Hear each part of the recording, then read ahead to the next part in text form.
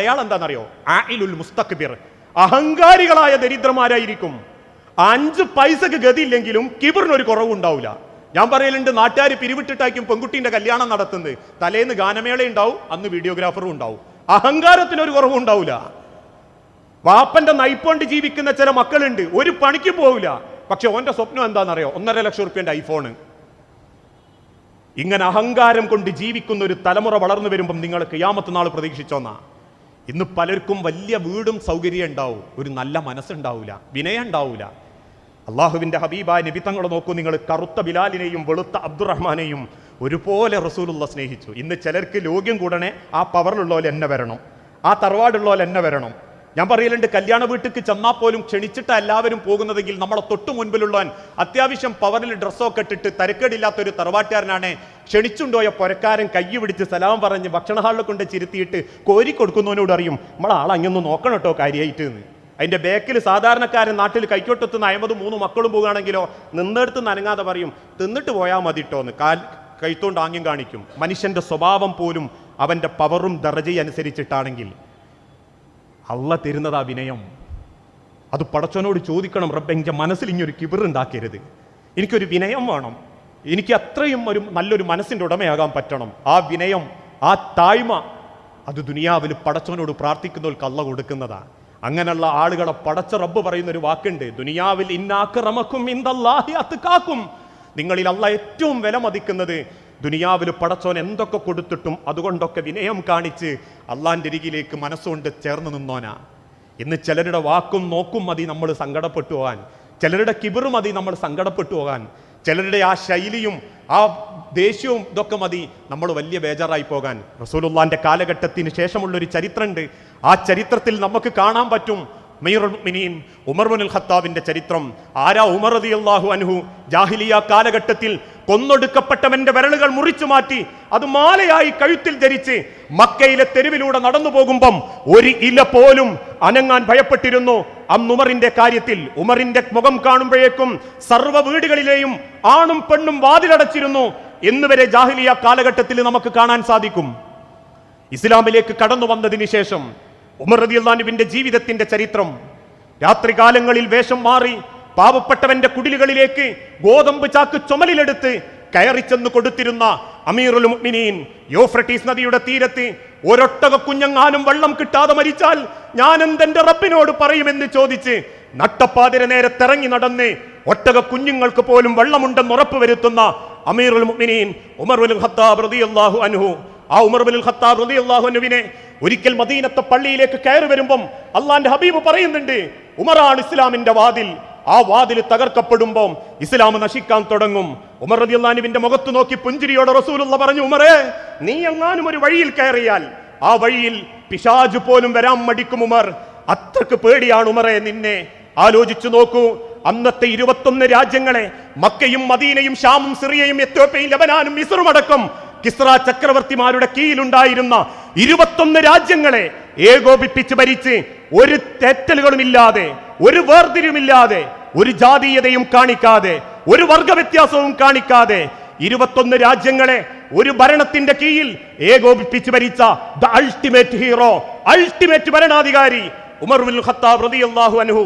അതുകൊണ്ട് മഹാത്മാ ഗാന്ധിജി പോലും ഒരിക്കൽ പറഞ്ഞത്, ജാതീയതയും വർഗവെറിയും വർണ്ണവെറിയും തൊട്ടുകൂടായ്മയും തീണ്ടിക്കൂടായ്മയും മേൽജാതിയും കീജാതിയും ബ്രാഹ്മണനും മറ്റുള്ള വർഗങ്ങളുമുള്ള ഇന്ത്യ മഹാരാജ്യത്ത് ഉമറിനെ പോലെ ഒരു ഭരണാധികാരി വന്നിരുന്നെങ്കിൽ ഈ രാജ്യം എന്നോ ജനങ്ങൾക്ക് മുൻപിൽ തലയുയർത്തി നിൽക്കുമായിരുന്നു എന്ന് ഗാന്ധിജിയെ കൊണ്ടുപോലും പറയിപ്പിച്ച അമീറുൽ മുഅ്മിനീൻ ഉമർ ഇബ്നുൽ ഖത്താബ് റളിയല്ലാഹു അൻഹു.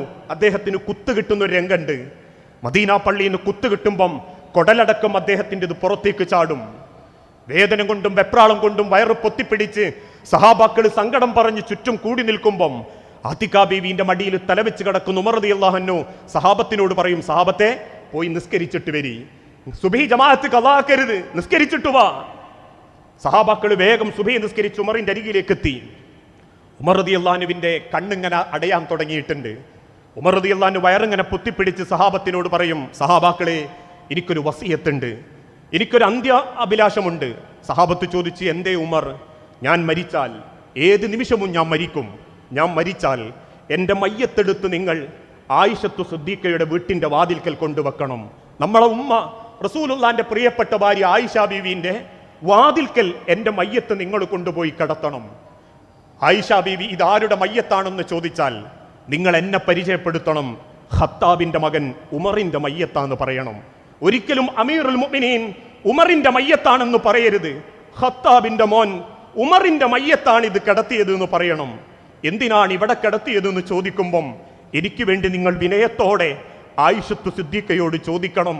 ഈ ഖത്താബിന്റെ മകന് വലിയ ആഗ്രഹമായിരുന്നു അള്ളാന്റെ ഹബീബിന്റെയും സിദ്ദീഖിന്റെയും അടുത്ത് തന്നെ കിടക്കാൻ.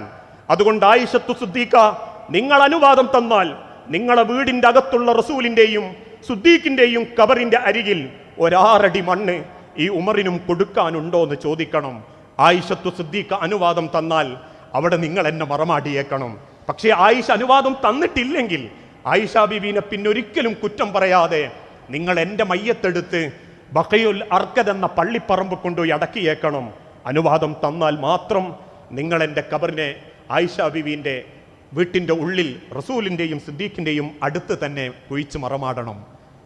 ആവശ്യം കേട്ടപ്പോഴേക്കും സിദ്ദീഖുൽ അക്ബറിൻ്റെ മകൾ ആയിഷ ബീവി നെഞ്ചു പൊട്ടിയിട്ട് പറഞ്ഞു, അള്ളാഹുവിൻ്റെ റസൂലും ഒരുപാട് ആഗ്രഹിച്ചിരുന്നു ഉമറിനെ അടുത്ത് കിട്ടാൻ. ആയിഷ ബീവിൻ്റെ വീട്ടിൻ്റെ ഉള്ളിൽ ഇന്നും ആ ഖബർ അവിടെ ഉണ്ട്.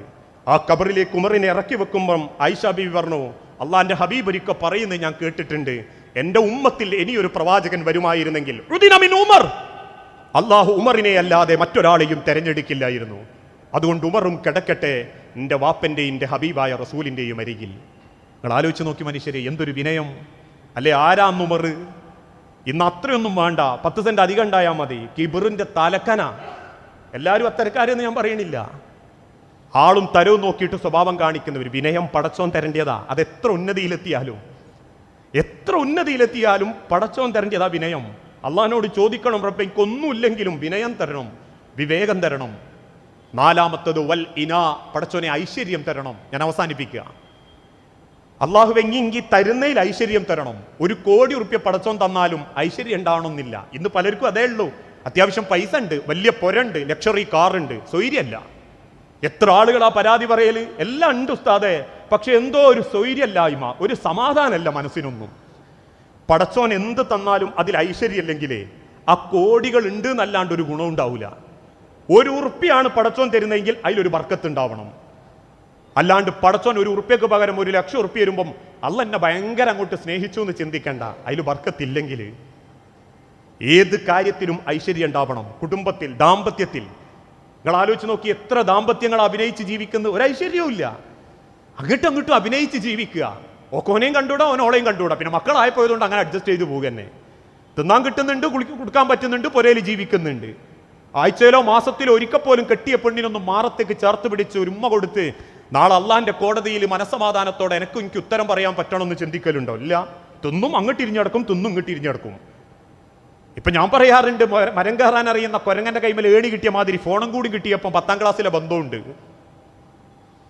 എല്ലോ അഭിനയങ്ങളാ. ആർക്കും ഒരു ഐശ്വര്യമല്ല. വാഹനത്തിൽ ഐശ്വര്യമുണ്ടോ? കുടുംബത്തിൽ ഐശ്വര്യമുണ്ടോ? പൈസയിൽ ഐശ്വര്യമുണ്ടോ? ധരിക്കുന്ന വസ്ത്രത്തിൽ പോലും ഐശ്വര്യമല്ല. അല്ല എന്ത് തന്നാലും പടച്ചോൻ തന്നതിൽ ഒരു ഐശ്വര്യം റബ്ബിനോട് ചോദിക്കണം. റബ്ബെ എനിക്ക് അതിലൊരുങ്ങി ഐശ്വര്യം തരണേന്നതാണ്. അതെത്ര കുറച്ചായാലും കൂടുതലായാലും ഉള്ളയിൽ സമാധാനത്തോടെ ജീവിക്കാൻ പറ്റണം റബ്ബേ. ഞാനൊരു ഉദാഹരണം പറയലുണ്ട്. ഒരു ഐശ്വര്യവും ഇല്ലാത്ത, ഒരു സമാധാനവും ഇല്ലാത്ത ഒരു പിയാപ്ലൻ്റെ കൂടെ 1.5 കോടി ഉറുപ്പ്യൻ്റെ ബെൻസ് കാറിൽ പോകുന്നതിനേക്കാളിലും രസമാണ് ഒരു 5 പൈസക്ക് അല്ലെങ്കിൽ ഒരു 10 ഉറുപ്പ്യക്ക് പണിയെടുത്തിട്ട് പെട്ടിയ പെണ്ണുങ്ങൾക്ക് ഒരു പരിപ്പടയായിട്ട് വന്ന് പൊരൻ്റെ ഉള്ളിൽ കുത്തിരുന്ന് ചായ കുടിക്കുന്നു. എൻ്റെ ഐശ്വര്യം വലിയ പുരയിലൊന്നും ഉണ്ടായിക്കൊള്ളണം. എന്നാൽ വലിയ പുരയിൽ ഇതില്ല എന്നല്ല, വലിയ പുരയിലുണ്ട്, എന്നാൽ ചെറിയ പുരയിലും ഇല്ലാത്തതുണ്ട്. പടച്ചോനോട് ഐശ്വര്യം തോന്നണം. എന്തിലും ഒരു ഐശ്വര്യം ഉണ്ടാവണം. എന്ത് കാര്യം പടച്ചോൻ തരികയാണെങ്കിൽ പടച്ചോനെ ഇനി വെറുതെ തരരുത്, അതിലൊരു സമാധാനം ഉണ്ടാവണം, അതിലൊരു ഐശ്വര്യം ഉണ്ടാവണം.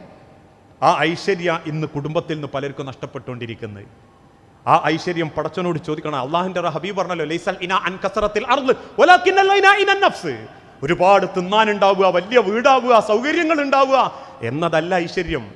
വലാകിന്നൽ ഇനാ ഇനൻ നഫ്സ്, ഉള്ളതിൽ സന്തോഷത്തോടെ തൃപ്തിപ്പെട്ട് ചെറുതാണെങ്കിലും സമാധാനത്തിൽ ജീവിക്കാൻ പറ്റണം. ചില വാപ്പാരൊക്കെ മക്കൾക്ക് വലിയ കൊമ്പത്തെ തറവാട് നോക്കി പൈസ നോക്കി കെട്ടിക്കും.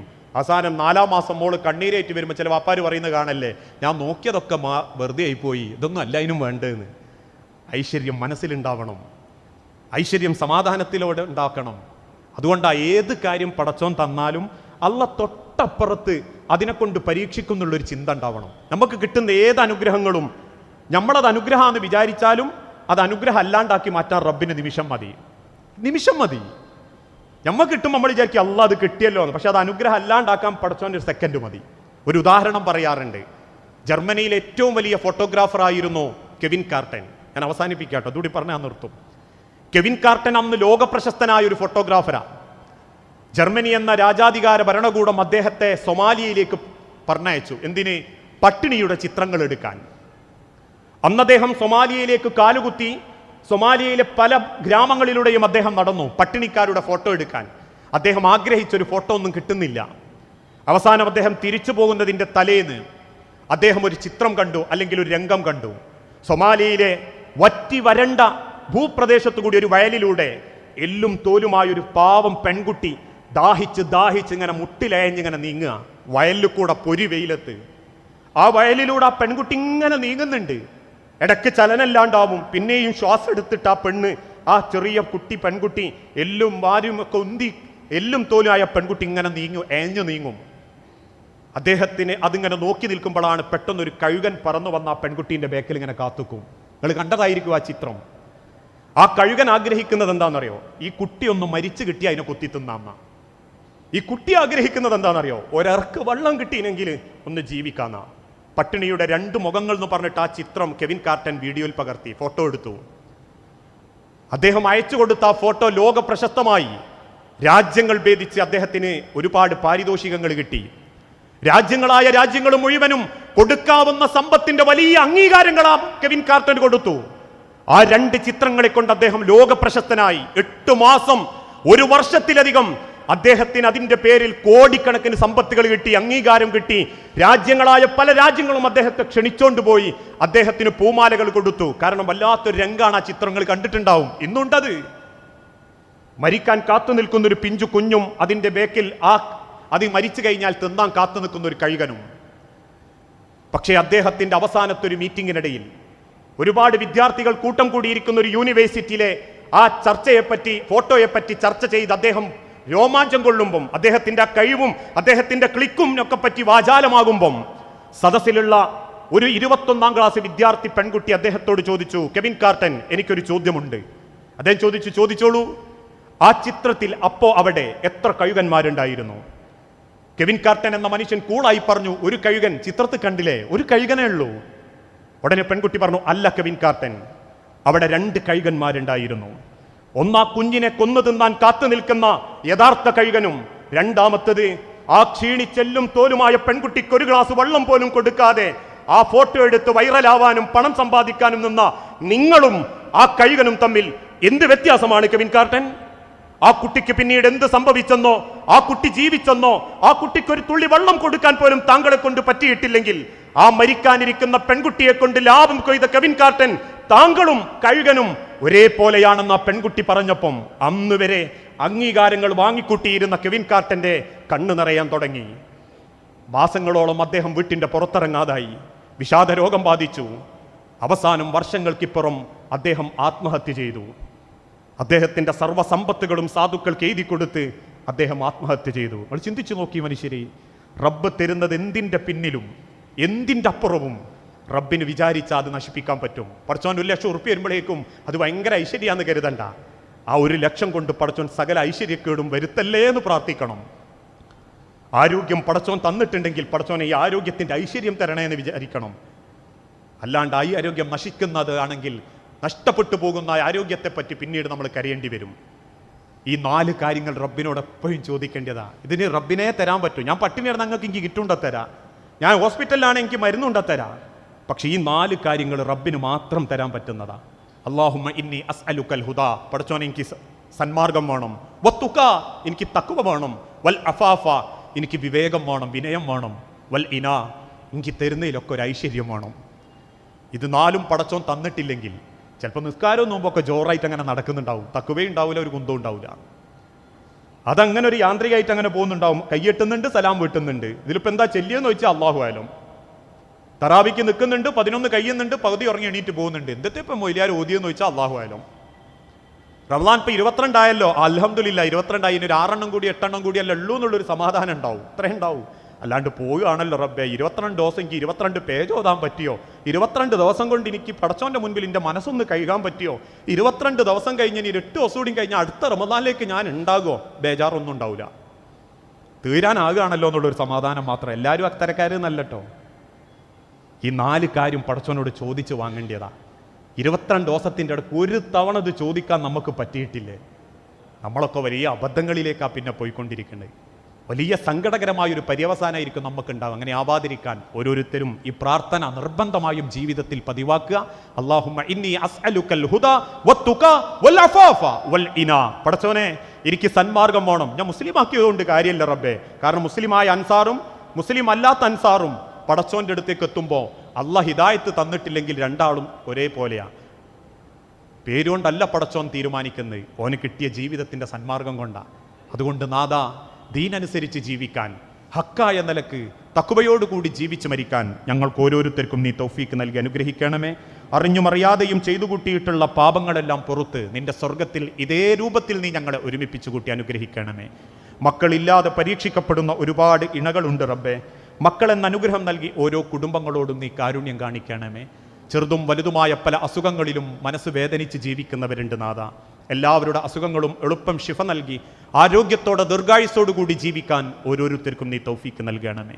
അള്ളാഹുവേ, കടബാധ്യതയിൽപ്പെട്ട് ഹലാലായല്ലാത്ത പല സമ്പാദ്യങ്ങളിലും അറിവില്ലായ്മ കൊണ്ട് പറ്റിപ്പോയവരുണ്ട് നാഥ. ഏറ്റവും എളുപ്പം ആ ഹറാമിൽ നിന്നൊക്കെ രക്ഷപ്പെടാൻ, ലോണിൽ നിന്നൊക്കെ ഒന്ന് രക്ഷപ്പെടാനും, ബാധ്യതകളില്ലാതെ കടം വീട്ടി മരിക്കാൻ പറ്റുന്ന ഏറ്റവും നല്ല മുത്തക്കിങ്ങളുടെ കൂട്ടത്തിൽ നീ ഞങ്ങളെ ഉൾപ്പെടുത്തി ഞങ്ങളോട് നീ സഹായം ചെയ്ത് അനുഗ്രഹം കാണിക്കണമേ. അല്ലാഹുമ്മ ഗ്ഫിർ ലിൽ മുഅ്മിനീന വൽ മുഅ്മിനാത്ത് അൽ മുസ്ലിമീന വൽ മുസ്ലിമാത്ത് അൽ അഹ്യാഹു മിൻഹും വൽ അംവാത്ത് ഇന്നക മുജീബുദ് ദഅവാതി യാ ഖാദിയൽ ഹാജാത്ത്. അല്ലാഹുമ്മ അഇസ്സൽ ഇസ്ലാമ വൽ മുസ്ലിമീൻ വഅദില്ല ശിർക വൽ മുശ്രികീൻ. അല്ലാഹുമ്മ അജിർനാ മിനൻ നാർ, അല്ലാഹുമ്മ അജിർനാ മിനൻ നാർ, അല്ലാഹുമ്മ അജിർനാ മിനൻ നാർ. റബ്ബനാ തഖബ്ബൽ മിന്നാ ഇന്നക അൻതസ് സമീഉൽ അലീം. അല്ലാഹുവേ, പ്രാർത്ഥിക്കണമെന്ന് വസിയത്ത് തന്നവരുണ്ട്.